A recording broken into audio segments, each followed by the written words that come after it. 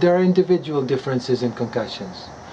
One concussion can have devastating effects in an individual, and it can be only one, and the person can be presenting persistent symptoms for months or even years.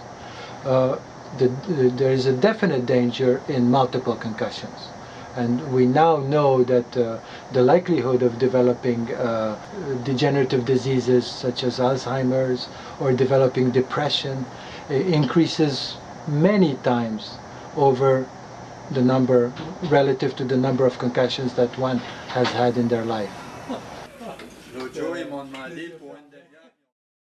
An MRI in fact tells us about the structures of the brain. Are there alterations in the structures of the brain, in particular regions?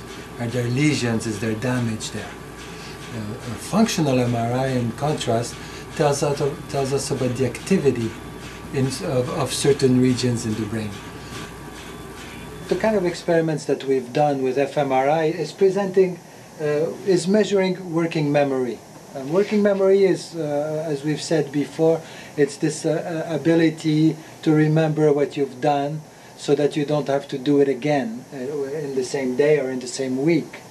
So the kind of task that we have the subjects do is to present 4 stimuli, abstract drawings like this in a row, and then present a 5th one and have them decide whether that picture was presented before or not.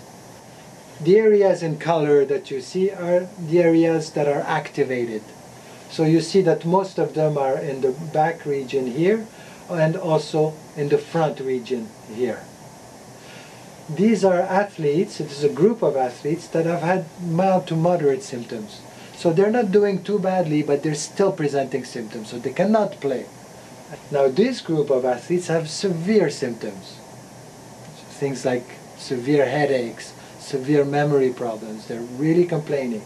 And when you look at their brains in activity, you see that the activation patterns that you see in the controls, and even in the mild to moderate group, they're quasi absent. There's no activation there.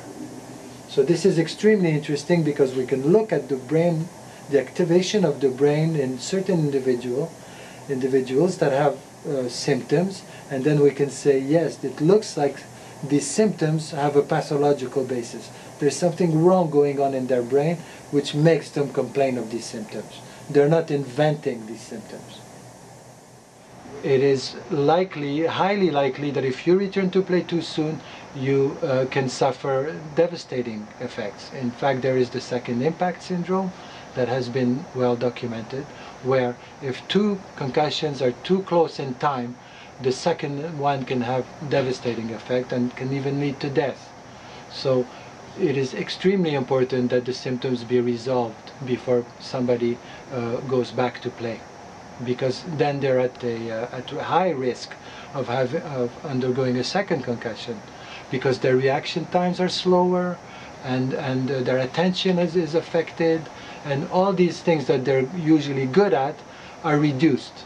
And in very high play, then very high competitive play, then they are at risk.